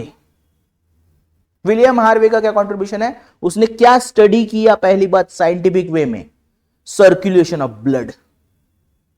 इससे पहले स्टडी नहीं हुआ था क्या सर? वो स्टडी हुआ था, बट जितना एक्यूरेट इसने किया उतना नहीं हुआ था, बस इतना ही कंट्रीब्यूशन है। बट विलियम हार्वे और circulation of blood, great. Okay, सबको पता है, आपने एक बेसिक साइंस तो आपने पढ़ा है, नहीं पढ़ा तो पता लग गया। तो इसका ये तो साइंटिफिक चीज हो गई ना? नहीं, इसका सर एक्चुअली ना आर्ट पे बहुत इंपैक्ट हुआ है, आर्ट पे बहुत इंपैक्ट हुआ है। पहले भी बताया मैंने हिस्ट्री ऑफ साइंस में, क्योंकि कल्चर यहां पे लिखा है। कैसे सर? ये सर्कुलेशन ऑफ ब्लड और ये जो बायोलॉजी में स्टडी हुए है ना, उसकी वजह से आर्ट में जो पेंटिंग है और आर्किटेक्ट है उसमें ना जो बॉडी का डिटेलिंग होता है ना, उसमें एक्चुअली क्या हुआ है? प्रोग्रेस हुआ है। विलियम हार्वे ने और बाकी लोगों ने क्या किया? बॉडी जो है स्टडी किया। विलियम हार्वे ने particularly circulation of blood, but इस स्टडी की वजह से उसके बाद जो पेंटिंग्स आए, आर्किटेक्ट आया, उसमें ना जो डिटेलिंग होता है, फाइन डिटेलिंग होता है एक्चुअली, वो बढ़ा हमारे बॉडी के बारे में। प्रॉपर शेप में बॉडी रहेगा, सिक्स पैक एप्स रहेंगी, प्रॉपर आईज का गेज दिखाई देगा। That is called as social function of science. Culture में भी चेंज आ रहा है, ओके, विलियम हार्वे का। अभी ये तो मतलब छोटा एग्जांपल है, और भी एग्जांपल आएंगे, और मैं एक्सप्लेन करूंगा पर्टिकुलरली न्यूटन से। तो इसमें मैंने आपको एक और मतलब क्या कहते हैं, न्यूटन जो है ना, न्यूटन का और एक मतलब एक रेफरेंस है इंडिया में, वो भी सुनाता हूं, उससे आपको भी सोशल फंक्शन भी समझ में आएगा। तो न्यूटन जो है ना, उस वक्त का सबसे इंफ्लुएंशियल साइंटिस्ट था। जैसे आज हम किसको मानते हैं, एक्चुअली हम आज मानते हैं, अभी भी नहीं है वो, आइंस्टाइन को मानते हैं। तो लोग तो अभी भी कंपेयर करते हैं, बड़ा साइंटिस्ट कौन है, न्यूटन और आइंस्टाइन। तो कुछ अभी जो मतलब इन्फ्लुएंसर्स है साइंस की फील्ड में, मैं ये नहीं बोल रहा हूं कि सब लोग, बट इन्फ्लुएंसर जो है साइंस की फील्ड में, उनका कहना है कि भाई न्यूटन था ज्यादा इन्फ्लुएंशियल, बड़ा साइंटिस्ट। क्यों? क्योंकि बहुत बैरियर थे तब के जमाने, प्रोग्रेस इतना नहीं हुआ था। आइंस्टाइन के वक्त काफी प्रोग्रेस हुआ था, इक्विपमेंट जैसी चीजें आई थी, बहुत कर कुछ आ चुका था, इसलिए वो न्यूटन को मानते हो। न्यूटन का जो कंट्रीब्यूशन है ना, ग्रेविटी में है, ऑप्टिक्स में है, लाइट में है, ओके, मैकेनिक्स में है, हर जगह पे, जैसे लॉज ऑफ मोशन भी दिए उसने, हर जगह पे कंट्रीब्यूशन है, साउंड में भी है। तो बहुत ही ज्यादा कंट्रीब्यूशन है एक्चुअली न्यूटन का, हर जगह पे, हर फील्ड में, तब के जमाने में। तो ये न्यूटन से ना, मतलब सोशल फंक्शन मैं बताता हूं आपको, और न्यूटन पे भी आएंगे। ओके, तो इंडिया में ना एक पर्टिकुलरली मूवी है, न्यूटन नाम है उसका। मूवी का नाम क्या है, न्यूटन। टॉपिक क्या है मूवी का पता है क्या? इंटरेस्टिंग है, ध्यान में रखो कि ट्राइबल एरियाज में जो इलेक्शंस होते हैं ना, तो उस पे वो मूवी बना है एक्चुअली, कि कैसे मतलब ट्राइबल लोगों को परेशान किया जाता है इलेक्शंस के नाम पे, कैसे सिचुएशन है वहां का। और ये जो न्यूटन रहता है, मतलब ये जो रोल प्ले किया है, दैट इज बाय राजकुमार राव, या फिर उसे हम राजकुमार यादव भी कह सकते हैं, पहले यादव था, बाद में राव हो गए। ओके, तो वो हमारा टॉपिक तो नहीं आज। तो ये जो राजकुमार राव होते हैं ना, तो उनका नाम, मतलब वो जब जाते हैं, तो उससे पहले ना, कभी भी आप नए जो एम्प्लॉय होते हैं, तो जब आप इलेक्शंस के लिए जाते हो ना, तो सबसे पहले ना आपको मतलब ऐसे मतलब ट्रेन किया जाता है उससे रिलेटेड। तो ये ट्रेनिंग के लिए पहुंच जाते हैं, और आगे जो एक्टर होते हैं, मतलब जो ट्रेनर होते हैं, उनका एक्टर का नाम है संजय मिश्रा, बहुत अच्छे कॉमेडियन है एक्चुअली, मतलब वो एक्टर है, कॉमेडियन तो हम कहते हैं। आगे हमारे न्यूटन भाई बैठे रहते हैं, और फिर इनका थोड़ा डिस्कशन हो जाता है, बाद में वो चाय पे मिलते हैं, और ये फिर नाम पूछता है, तो हमारा एक्टर कहता है राजकुमार राव कि भाई मेरा नाम क्या है, मेरा नाम तो न्यूटन है। ओके, बोलते यार ये तुम्हारा नाम न्यूटन कैसे पड़ा? तो बोलता है कि सर मेरा नाम न्यूटन नहीं था, पहले पहले मेरा नाम था नूतन कुमार, बट मुझे वो काफी बोरिंग लगता था। ओके, तो वो कहता है कि मैंने थोड़ा 10th की मार्कशीट में नाम चेंज कर लिया, न्यूटन डाल दिया, अब मेरा नाम न्यूटन है। तो वो बोलता है कि ठीक है भाई। संजय मिश्रा जो रहता है, ट्रेनर जो रहता है, वो कहता है कि हाँ ऐसा है, तो मुझे बताओ कि क्या है कंट्रीब्यूशन न्यूटन का। ओके, तो ये बोलता है ये लॉज ऑफ मोशन, साइंस के बारे में बताता है। संजय मिश्रा बोलता है ऐसा कुछ नहीं, तुम्हें पता है क्या न्यूटन का कंट्रीब्यूशन क्या है? न्यूटन ने ऐसे लॉ दिए जो यूनिवर्सली सबको अप्लीकेबल है, सब लोगों को अप्लीकेबल है। उससे पहले लोग क्या सोचते थे कि क्लर्जिस के लिए लॉ अलग है, जो रॉयल्टी है उनके लिए लॉ अलग होते हैं, कॉमनर्स के लिए लॉ अलग होते हैं, चर्च के लिए लॉ अलग होते हैं, जो नॉट चर्च के लोग हैं उनके लॉ अलग है, हायर के लिए लॉ अलग होते हैं, लोअर के लिए लॉ अलग होते हैं, रिच के लिए अलग लॉ होते हैं, गरीब के लिए अलग लॉ होते हैं, अलग अलग लोगों के लिए अलग अलग लॉ अप्लाई भी करते हैं। लेकिन न्यूटन ने क्या कर दिया, ऐसा लॉ दे दिया, पूरी दुनिया को एक्चुअली क्या कर दिया उन्होंने, एक कर दिया। एक ही लॉ सबको अप्लीकेबल हो रहा है, मतलब लोग एक हो गए। समझ में आ रहा है? That is called as social function of science. Law उसने दिए ग्रेविटी से रिलेटेड, ग्रेविटेशन से रिलेटेड, सोसाइटी के में भी एक्चुअली इसका फंक्शन परफॉर्म होगा। मैं अलग वे में भी आपको बताता हूं उसे एक्चुअली। ओके, समझ में आ गया? ये मूवी का सीन है, social function of science, Newton का सोशल फंक्शन एक देखा जाए तो। ओके, अब अलग तरीके से, अब न्यूटन का एक लॉ है ग्रेविटेशन का, आपने पढ़ा है क्या कभी? Okay, that is every particle of matter attract every other particle of matter.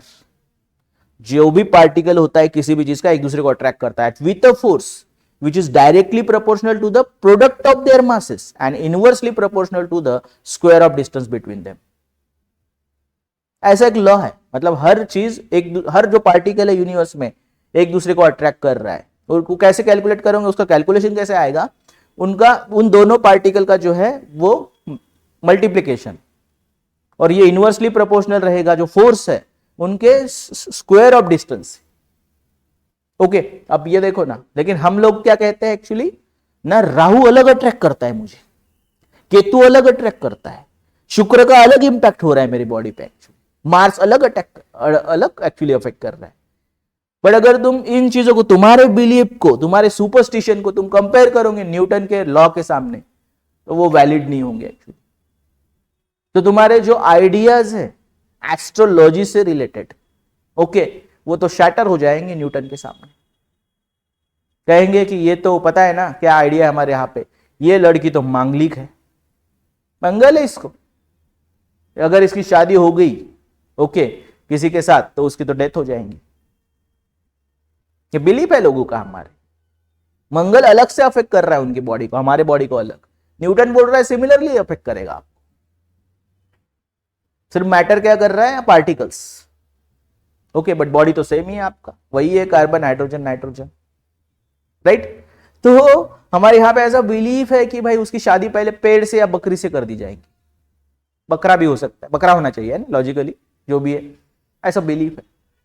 But scientific idea आते ही क्या हो जाएगा, ये आइडियाज डिस्ट्रॉय हो जाएंगे। मतलब लास्ट ईयर तो इंडिया में पता है ना, इंडिया ने क्या अचीवमेंट किया, चंद्रयान, राइट। तो इससे पहले मंगलयान, मंगलयान जो हुआ था, जब गया था एक्चुअली हमारा मतलब मंगलयान वहां पे मंगल पे, तो बहुत लोगों ने कहा था एक्चुअली कि नहीं भेजना चाहिए, मंगल का प्रकोप हो सकता है, और जो मांगलिक लोग हैं ना उन्हें ज्यादा परेशानी होगी, ये रिपोर्ट में था। ये हमारे इंडियन लोगों की बात है, ओके। यस, इवन कुछ मिडिल ईस्टर्न कंट्री, उनका कहना है कि मतलब जो है ना मून मिशन नहीं होना चाहिए, अलाउ नहीं है एक्चुअली हम लोगों को मून मिशन करना, ऐसा उनका बिलीफ है, हो ही नहीं सकता वो। इंडिया जब या फिर वर्ल्ड में कुछ कंट्री जब पहुंच गए ना, तो ऐसे कुछ कंट्रीज से एक्चुअली कहा गया था जो बैकवर्ड है काफी एक्चुअली उनके रिलीजियस बिलीफ की वजह से, उनका कहना था कि ऐसा हुआ ही नहीं, पहली बात तो हो ही नहीं सकता, हुआ नहीं, हो ही नहीं सकता, नॉट मतलब allowed by God, permitted by God, ये बिलीफ है लोगों की। सोशल फंक्शन देखो, लेकिन तो न्यूटन का लॉ ऑफ ग्रेविटेशन आपको सोशल फंक्शन बता रहा है, लोग एक हो गए सब।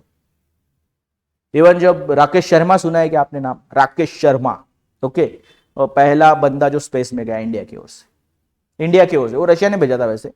तो राकेश शर्मा जब भी बाहर निकले मतलब सोशल लाइफ में, तो लोगों ने उन्हें पूछा एक्चुअली कि आप ऊपर गए तो आपको भगवान नहीं दिखाई दिया क्या?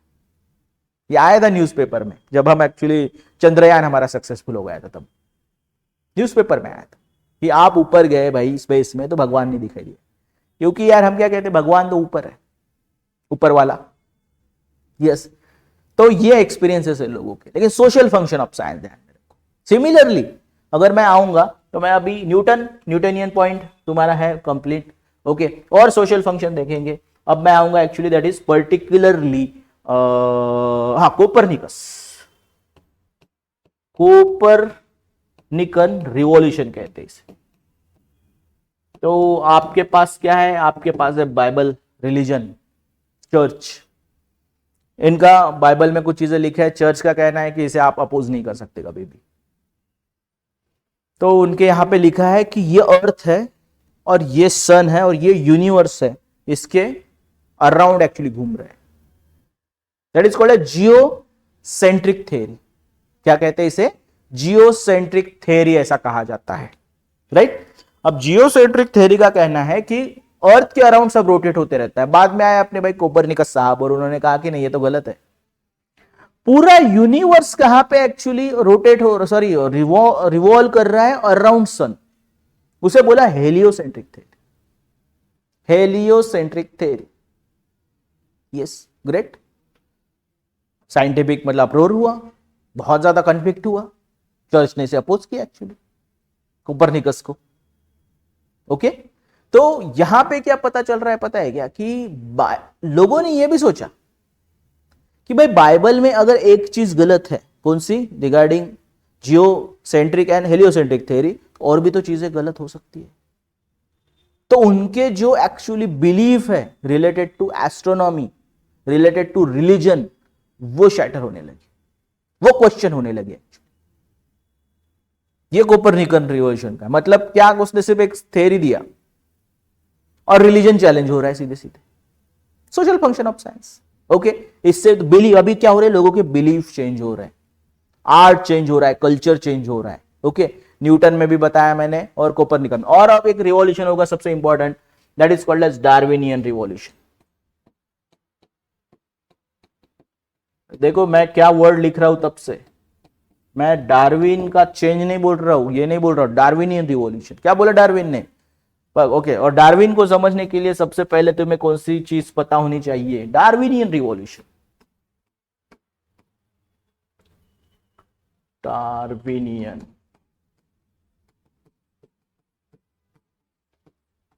रिवॉल्यूशन। ओके, तो इन्होंने आइडिया दिया इवोल्यूशन का। उन्होंने कहा कि सोसाइटी में हर चीज इवॉल्व होती जाती है। एक पहले क्या था, सिंगल सेल एनिमल था। क्या था? सिंगल सेल एनिमल था। इसी से क्या होगा, कॉम्प्लेक्स मल्टी सेल्यूलर एनिमल आएगा, एक्चुअली ऑर्गेनिज्म आएगा। Evolution, theory of evolution. Even human being भी जो है ये सिंगल सेल, ओके, और जो मल्टी सेल्यूलर एनिमल आए उससे एप्स आए, और एप से आगे क्या बना, एक्चुअली ह्यूमन बीइंग बना, होमोसेपियन। ऐसा थ्योरी दिया उसने। भाई क्या चैलेंज हो रहा है आपका रिलीजन? आपका रिलीजन क्या बता रहा है? रिलीजन में जो थ्योरी है that is called as creationism. तो जो है evolution directly challenges idea of creationism. Creationism क्या होता है? Creationism means God made man in his self image. ऐसा बाइबल में लिखा है कि छठवें दिन इंसान को बनाया गया। गॉड ने सबसे पहले क्या कहा? Let there be a light. सबसे पहला स्टेटमेंट है let there be a light. उसके बाद पूरा यूनिवर्स का सृजन होता है, अर्थ बनती है, गार्डन ऑफ ईडन बनता है, और उसके बाद ह्यूमन बीइंग आता है। और ऐसा लिखा गया है कि God made man in his self image. मतलब गॉड कैसे दिखाई देता है? गॉड सेल्फ ऐसा दिखाई देता है, सेल्फ इमेज हूं ना मैं एक्चुअली। उसके बाद तो वो ओरिजिनल सीन वगैरह, वो एप्पल का स्टोरी आपने, एडम ईव, पहले किसको बताया? एडम को बनाया, बाद में ईव को बनाया। इंपॉर्टेंट है ये, पहले एडम को क्यों बनाया, ईव को बाद में क्यों बनाया, ये बहुत इंपॉर्टेंट चीज है आगे चल के। But this is called as creationism, कि डायरेक्ट मतलब गॉड। इवन मतलब ये आज भी डिस्कशन है इंडिया में। तो एक मिनिस्टर ने बोला था 4-5 साल पहले ये गलत है करके, इवोल्यूशन, डार्विन गलत। बोको हराम नाम का एक ऑर्गेनाइजेशन है नाइजीरिया में, उनका कहना है कि ये वेस्टर्न एजुकेशन इज सिन, उसका मीनिंग ही होता है वो डार्विन को अपोज करते हैं। तो इवोल्यूशन वर्सेस क्रिएशनिज्म, क्योंकि गॉड को बनाया गया, गॉड ने ह्यूमन बीइंग को बनाया है, इवोल्यूशन नहीं। ये पर्टिकुलर टाइप ऑफ एप से ह्यूमन बीइंग नहीं, ये गलत है। तो इस तरीके से डार्विनियन रिवॉल्यूशन, डार्विन का जो थ्योरी है वो रिलीजन को चैलेंज कर रहा है। लोगों की थिंकिंग चेंज हो रही है, एटीट्यूड चेंज हो रहा है, इसलिए इसे साइंटिफिक रिवॉल्यूशन कहते हैं ओवरऑल। Okay, right. पर्टिकुलरली आप देखोगे ना तो इससे और एक बंदा आया जो इन्फ्लुएंस हुआ, उसका नाम था हर्बर्ट स्पेंसर। इंपॉर्टेंट है, अर्ली थिंकर है हमारा हर्बर्ट स्पेंसर। अगर स्पेलिंग में फिर से लिखता हूं यहां पे ताकि ना कंफ्यूजन ना हो। हर्बर्ट स्पेंसर बहुत इंपॉर्टेंट है, पता है क्या? हर्बर्ट स्पेंसर वो बंदा है जिसने डार्विन के ना राइटिंग को पढ़ा इनिशियल डेज में, और इसके जो है डार्विन की जो एक्चुअली मतलब क्या कहते हैं यहां पे, उसने राइटिंग पढ़ के एक आइडिया कॉइन किया। आइडिया वैसे डार्विन का था बट उसने उसे मतलब समराइज किया, that is called as survival of fittest. Survival of fittest, जो आप सर्वाइवल ऑफ फिटेस्ट पढ़ रहे हो ना साइंस में, that word is used by actually Herbert Spencer as a sociologist. ये सोशियोलॉजिस्ट था तब, अर्ली थिंकर। और हर्बर्ट स्पेंसर ने क्या कहा कि भाई सिंगल सेल से मल्टी सेलुलर एनिमल। फिर सोसाइटी भी पहले कैसा था होगा, एक्चुअली सोसाइटी भी इवॉल्व हुआ है। उसने इवोल्यूशन का थ्योरी सोसाइटी को लगा दिया। सोसाइटी भी क्या हुआ एक्चुअली, ये इवॉल्व हुआ है। कैसे? पहले सिंपल सोसाइटी होगा, बाद में कॉम्प्लेक्स सोसाइटी होगा, agriculture society to industrial society, ऐसा इवोल्यूशन हुआ होगा। तो इवोल्यूशन का थ्योरी अभी सोशियोलॉजी में भी यूज हो रहा है, डार्विनियन इवोल्यूशन। ओके, इसी तरीके से एक्चुअली अगर आप देखोगे ना तो पर्टिकुलरली तब के जमाने में मैंने आपको बोला न्यूटन सबसे इन्फ्लुएंशियल नाम, केपलर, ओके, इन लोगों के नाम आने लगे। इन्होंने नए नए लॉज दिए। केपलर ने पर्टिकुलरली जो क्या कहते हैं यहाँ पे टाइम पीरियड और जो रेडियस होता है ना उसका एक रिलेशन बनाया एस्ट्रोनॉमी पे उनके लॉज केपलर के। न्यूटन के तो हर जगह पे इनका इंपॉर्टेंस बढ़ा, इसलिए साइंटिफिक जो मेथड्स थी, मेथड जो थी एक्चुअली उनका इंपॉर्टेंस सोसाइटी में बढ़ा। साइंस का इंपॉर्टेंस, नेचुरल साइंसेस के बारे में बात करते हैं, फिजिक्स, केमिस्ट्री, बायोलॉजी जैसे, इनका इंपॉर्टेंस बढ़ा क्योंकि सोशियोलॉजी नाम की कोई तो वही चीज एग्जिस्ट ही नहीं कर रही ना अभी, ओके। इसलिए क्या हुआ कि बहुत सारे लोग ऐसे थे सच एज ऑगस्ट कॉम और फिर स्पेंसर, सेंट साइमन, इन्होंने क्या कहा कि यार ऐसे मेथड, साइंटिफिक मेथड मतलब क्या है, एक फैक्ट है, कोई साइंटिफिक फैक्ट है, उसका ऑब्जर्वेशन हो रहा है, ओके, उसका नंबर ऑफ ऑब्जर्वेशन हो रहा है जिससे कंक्लूजन बन रहा है और उससे एक्चुअली एक लॉ बनाया जा रहा है, एक्सपेरिमेंट्स है, ये जो चीजें है is called a scientific method, methodology. तो यही तो यार मेथोडोलॉजी किसके स्टडी में होना चाहिए, सोसाइटी के भी स्टडी में होना चाहिए, ऐसे कुछ लोगों का कहना था। कुछ लोगों का मतलब मैंने तुम्हें बताया। और जो पहला अप्रोच आया फिर सोशियोलॉजी में, that is called as positivism. Positivism का मतलब है कि application of scientific method in study of society. जैसे नेचुरल साइंसेस में जैसे लॉज ऑफ मोशन है, वैसे ही हमारे बिहेवियर के भी लॉज होंगे। ऐसा कुछ लोग, ऐसा हुआ नहीं आगे चल के, ध्यान में रखो, ओके, बट ऐसा इनिशियली कुछ लोगों ने सोचा था।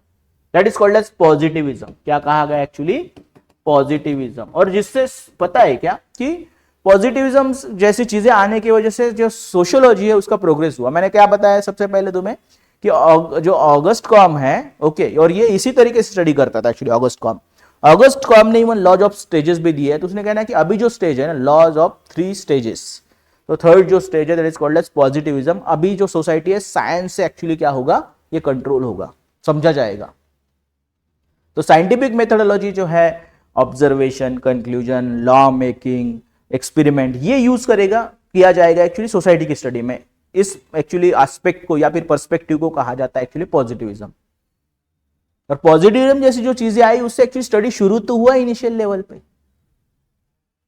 इसलिए मतलब फिजिक्स, मैंने लॉज ऑफ मोशन बोला ना आपको, इसलिए इसे पहले इनिशियली ऑगस्ट कॉम का कहना था कि मैं इसे कहूंगा एक्चुअली सोशल फिजिक्स। क्या कहूंगा एक्चुअली इसे, मैं कहूंगा एक्चुअली सोशल फिजिक्स। फिजिक्स का ग्रोथ ज्यादा था, बाद में चल के उन्होंने नाम दिया सोशियोलॉजी एक्चुअली। इस तरीके से इंफ्लुएंस हुआ, ओके, सिंपल।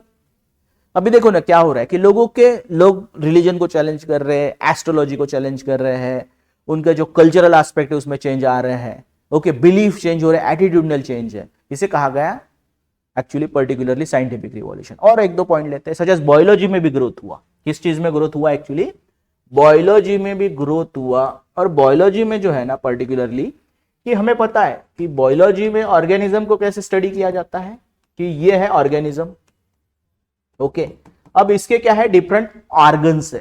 क्या क्या ऑर्गन्स है सर, इसके पास एक ब्रेन है, ओके, इसके पास एक हार्ट है, ओके, लिम्स है, लीवर है, किडनी है, ओके। आप बोलोगे सर क्या बता रहे हैं, नहीं नहीं सुन लो पहले, ओके।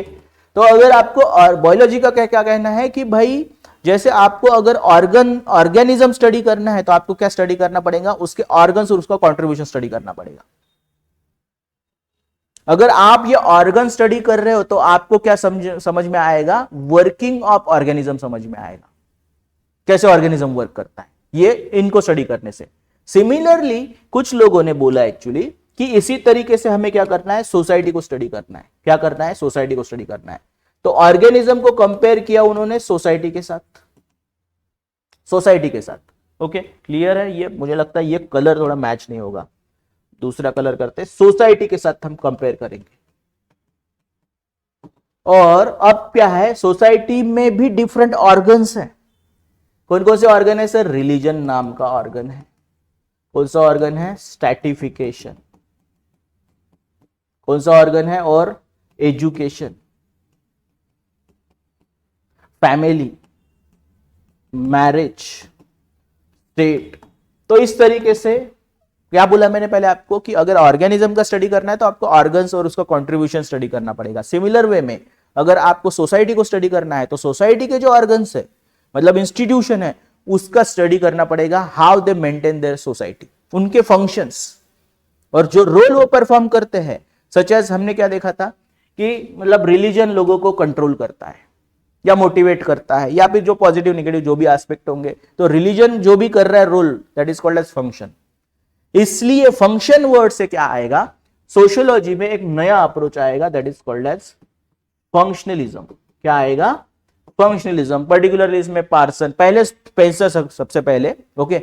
और ये जो है ना comparison between organ and society, organism and society, it is called as organic analogy. इसे क्या कहा जाता है एक्चुअली, ऑर्गेनिक एनालॉजी कहा जाता है। फिर से मैं रिपीट कर रहा हूं, कैसे कि अगर मुझे ऑर्गेनिज्म स्टडी करना है, जैसे बायोलॉजी में करूंगा, तो बायोलॉजी में प्रोग्रेस हो रहे थे, और ऑर्गेनिज्म को स्टडी करना मतलब उसके जो ऑर्गन्स है वो क्या रोल परफॉर्म कर रहे हैं वो स्टडी करना है। जैसे हार्ट का काम क्या है एक्चुअली, ओके, ब्लड को पंप करना, राइट ना, यस, ओके। उसके बाद एक्चुअली जो ब्रेन है वो ऑर्डर देना, इस तरीके के फंक्शन होंगे ना। सिमिलरली आपको क्या करना है, अगर आपको स्टडी करना है सोसाइटी, तो सोसाइटी के भी ऑर्गन्स है, मतलब इंस्टीट्यूशन है, वो क्या रोल परफॉर्म करते हैं वो आप स्टडी करो। मतलब आप क्या स्टडी कर रहे हो एक्चुअली, सोसाइटी स्टडी कर रहे हो। मतलब अगर मैंने religion, stratification, education, family, polity, okay, ये अगर स्टडी किया मतलब मैंने सोसाइटी स्टडी कर लिया। और पर्टिकुलरली क्या स्टडी करना है, role perform by that institution. Education system आपको क्या कर रहा है, फैमिली सोशलाइजेशन कर रहा है, एजुकेशन आपको नॉलेज दे रहा है, स्ट्रेटिफिकेशन आपको कंट्रोल में रख रहा है, स्टेट आपके लिए एक्चुअली क्या कर रहा है, मतलब एम्प्लॉयमेंट क्रिएट कर रहा है, आपका वेलफेयर कर रहा है, रिलीजन आपको कंट्रोल कर रहा है। फिर से या फिर और भी फंक्शन मैंने कुछ ही बताया। तो इस तरीके से मैंने, अगर ये मुझे समझ में आ रहा है कि कैसे हो रहा है, तो मुझे समझ में आ रहा है सोसाइटी कैसे वर्क कर रहा है, फंक्शन कैसे कर रहा है। सोशियोलॉजी में क्या होना चाहिए, इन इंस्टीट्यूशन का स्टडी होना चाहिए, वो फंक्शन का, इसलिए फंक्शनलिज्म ऐसा बोला गया है। इसे कहते हैं ऑर्गेनिक एनालॉजी। स्पेंसर से स्टार्ट हुआ, आगे भी जाएगा पार्सन तक। बायोलॉजी में हुआ ग्रोथ, इंपैक्ट किसे कर रहा है, सोशियोलॉजी को इंपैक्ट कर रहा है। तो साइंटिफिक रिवॉल्यूशन जितना होगा उतना हमारा जो है वो क्या कहते हैं, सोशियोलॉजी ग्रो करेगा। इसलिए scientific revolution plays important role in rise and growth of, that is emergence of sociology. Simple point, क्या बोला मैंने, ध्यान में आ रहा है, yes. Scientific, explain how scientific revolution responsible for emergence of sociology. सबसे पहले मैंने दो कीवर्ड लिखे, history of science, social function of science. मैंने एग्जांपल दिया है यहाँ पे एक्चुअली कोपरनिकस का। कोपरनिकस ने जो भी कहा, हेलियोसेंट्रिक जो है, उससे रिलीजियस बिलीफ शैटर हुए। डार्विनियन रिवॉल्यूशन, रिलीजन फिर से चैलेंज होगा, इवोल्यूशन, क्रिएशनिज्म। फिर डार्विन से फिर से एक्चुअली इंस्पिरेशन लिया हर्बर्ट स्पेंसर ने, उसने कहा कि सोसाइटी का भी इवोल्यूशन होता है, simple to complex society. Natural sciences में ग्रोथ हुई, लोग इंस्पायर हुए, such as Saint Simon, August Comte, उन्होंने कहा कि हमारा भी एक साइंस होगा सोसाइटी का। इसी वे में जैसे आप स्टडी करते हो, ऑब्जर्वेशन, कंक्लूजन, पहली बात तो ऑब्जर्वेशन, कंक्लूजन, लॉ मेकिंग, उसमें एक्सपेरिमेंट, तो हम भी ऐसा ही करेंगे। ऐसा नहीं किया जा सकता, आपको पता है, ओके। बट इनिशियल लोगों को लगता था, तो पॉजिटिविस्ट अप्रोच आया, बायोलॉजी से फंक्शनिस्ट अप्रोच आया, और इस तरीके से सोसाइटी का इमर्जेंस होते गया, ऐसे इस तरीके से। इसलिए साइंटिफिक रिवॉल्यूशन जो है वो क्या कर रहा है, ये इंपॉर्टेंट रोल प्ले कर रहा है इमर्जेंस ऑफ सोशियोलॉजी के लिए। तो ऐसे दो पॉइंट हमने कवर किए यहाँ पे, कौन कौन सा, okay. The simple scientific revolution में कोई कॉजेज वाला पॉइंट नहीं है, ओके। बस इस तरीके से पॉइंट लिखना है आपने। अगर आपने इंट्रो में व्हाट इज साइंटिफिक रिवॉल्यूशन बताया, दो कीवर्ड लिखे, 5 एग्जांपल आपको देना है 10 मार्क के लिए। Copernicus, okay, William Harvey, okay, even actually उसी के साथ मैं क्या कहूंगा यहाँ पे एक्चुअली डार्विन के हर्बर्ट स्पेंसर वाला भी पॉइंट, पॉजिटिविज्म। अब तो 5 ऑलरेडी हो गए, फंक्शनलिज्म हो गया, ओके। और भी है लेकिन अपने पास, जैसे पॉवर्टी का जो है सबसे पहले साइंटिफिक स्टडी हुआ। इससे पहले मैं पूछूंगा लोगों को कि भाई क्या है कॉजेज ऑफ, क्यों आप पुअर, तो क्या बोलेंगे, तो भगवान ने बनाया भाई। नहीं, अभी पॉवर्टी के साइंटिफिक अप्रोचेस आएंगे समझने के लिए, उसे स्टडी किया जाएगा साइंटिफिक वे में। यहां पे ऑब्जर्वेशन होंगे, कंक्लूजन होंगे, रिपीटेड डेटा कलेक्ट किया जाएगा, सोशल सर्वेज होंगे। मेथड आ गया नहीं, अभी सोशल सर्वेज होते हैं अभी। आगे चीज और एक एग्जांपल देता हूं मैं आपको, जैसे रेशियल सुप्रीमेसी को चैलेंज किया जा सकता है। रेशियल सुप्रीमेसी कैसे आया एक्चुअली कि कॉलोनियल, अभी टॉपिक खत्म हो चुका है, मैं आपको एक्स्ट्रा पॉइंट बता रहा हूं जो बुक में नहीं है बट एक एप्लीकेशन है, जैसे सोशल फंक्शन ऑफ साइंस कह सकता हूं मैं। तो साइंस के प्रोग्रेस से आप रेशियल सुप्रीमेसी को भी चैलेंज मतलब किया गया है, हो सकता है। कैसे? एक्चुअली क्या बताया जाता है कि भाई व्हाइट सुप्रीमेसी, तो ये जो व्हाइट है कॉलोनाइजर्स, ये पहुंचे दूसरे कंट्रीज में, और ब्राउन जो होते हैं, येलो या फिर जो भी ब्लैक लोग हैं, उनको कहा ये इंफीरियर है। तब डीएनए नाम की कोई चीज नहीं थी, बट आगे चल के कौन सी चीज आएंगी? DNA genes. और ये जो डीएनए जीन्स है ये कभी भी ना कंफर्म नहीं करते कि कौन से रेस का भाई मतलब बंदा सुपीरियर होता है करके, कभी भी नहीं, है ही नहीं है कुछ एक्चुअली वो डीएनए स्ट्रैंड में, डबल हेलिक्स स्ट्रक्चर में, ऐसा कुछ भी नहीं है। तो वो उन्होंने बताया कि ये क्या है आपका मिसकंसेप्शन है, सोशल कंस्ट्रक्ट है रेस। रेस क्या है? सोशल कंस्ट्रक्ट है। कोई मतलब फिजियोलॉजिकल एबिलिटी या फिर टैलेंट उसमें हिडन होता है भाई डीएनए में, ऐसा कुछ भी नहीं। रेस होता है ये भी मानता नहीं साइंस है, साइंस नहीं मानता रेस ना, सिर्फ कलर ऑफ स्किन या आपके फिजिकल एस्पेक्ट अलग है। क्यों? क्योंकि आप अलग अलग वेदर कंडीशन में रहे हो इसलिए, बट टैलेंट से सुपीरियरिटी से उसका कोई लेना देना नहीं एक्चुअली, ऐसा साइंस मानता है। डीएनए कंफर्म नहीं करता इन चीजों को, सुपीरियरिटी को। Yes, social function of science, scientific revolution कह सकते हैं। Great, yes. तो इस तरीके से आपको लिखना है, वो पॉइंट इजी है ऐसा मुझे लगता है। कोई भी डाउट है तो पूछना है, नोट्स आपको मिल जाएंगे IGNOU plus class notes. Okay, in advance भी आपको नोट्स दिया जाएगा। Thank you.